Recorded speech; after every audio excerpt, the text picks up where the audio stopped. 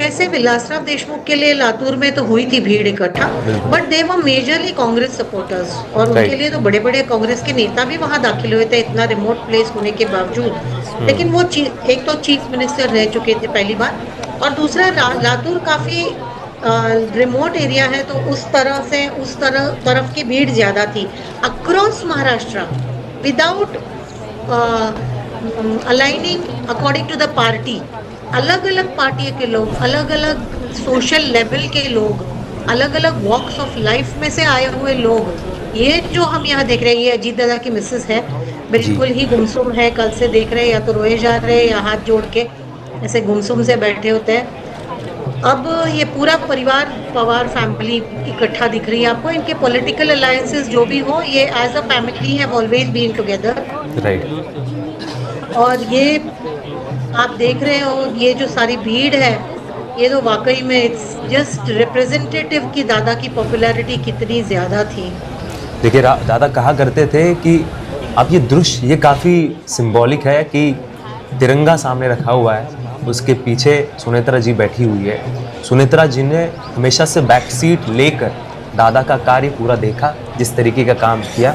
Party टूटने के बाद जब उनको आगे लाया गया तो वो वही थी कि वो जो होम मेकर थी, वो एक ब्रेन थी अपनी फैमिली का।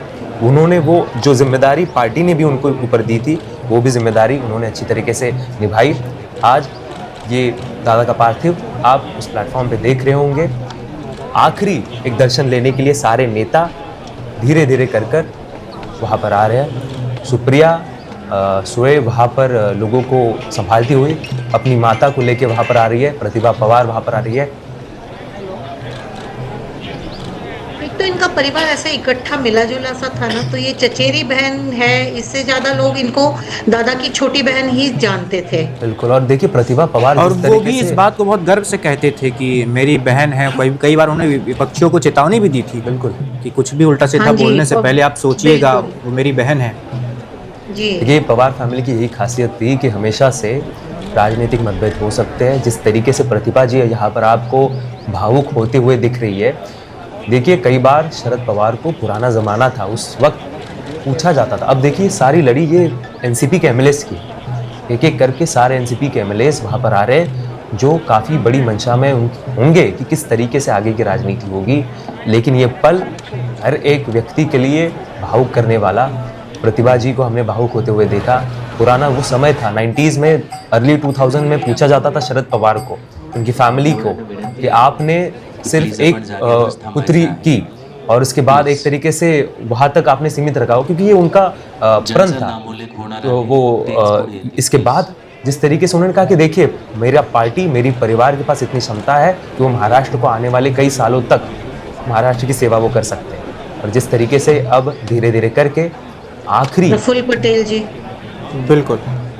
ये और प्रफुल्ल चिता पटेल जी पर भी हैं। लकड़ियां लगाई जानी शुरू हो गई और कुछ ही क्षणों के बाद एक्चुअली अजीत दादा एक तरह से भागने की काउंटर जाएगी। बैलेंस भी थे इस गवर्नमेंट का, एक बिल्कुल तरफ से बिल्कुल बीजेपी और शिवसेना का जो अलायंस था, उसमें इतना सीमलेसली वो ज्वाइन हो गए कि किसी तरह का क्लैश महसूस नहीं हुआ। देखिए जैसे कॉर्पोरेट। आपने कई तस्वीरें देखी होगी जिसमें फडणवीस जी, एकनाथ शिंदे जी और दादा मिलके हंस रहे हैं या मिलके जवाब दे रहे हैं, कोई भी खींचातानी नहीं थी। बहुत अच्छे से अपने अपने अलग अलग गढ़ संभाले थे। देखिए एक तरीके से और अजित पवार वो ग्लू फैक्टर थे महाराष्ट्र की यस, सरकारों में।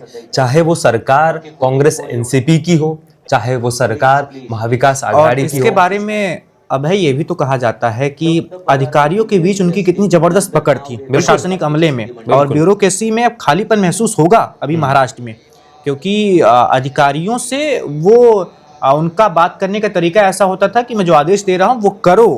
वो आज के दौर में हम जानते हैं कि अधिकारी कितने भी किसी भी सरकार में कितने ताकतवर हो जाते हैं, और वो कई बार नेताओं की बात मानने से भी, अगर कोई बड़ा नेता ना हो तो मना ही कर देते हैं, मुख्यमंत्री से ही सीधे आदेश लेना पसंद करते हैं। लेकिन दादा का ऐसा रुतबा था कि जो कह देते थे वो करवा के ही रहते थे वो। देखिए दादा ये को एक लगा ना कहीं अन्याय हो रहा है या जान के काम रुकावट डाली जा रही है, तो दादा ऐसे बोलते थे, एक मिनट एक मिनट। ये जो दादा का स्टाइल था ना, ये तो बिल्कुल बिल्कुल सिग्नेचर बन गया था। एक मिनट बोल के वो रोक ही देते थे पूरी आर्ग्यूमेंट, और वहां देखिए, से शुरू करते थे। मुंबई के जब मैं एक मराठी चैनल में काम कर रहा था उस वक्त का ये किस्सा है कि मुंबई में भारी बारिश हुई थी और उस भारी बारिश के चलते पूरी मुंबई जाम थी।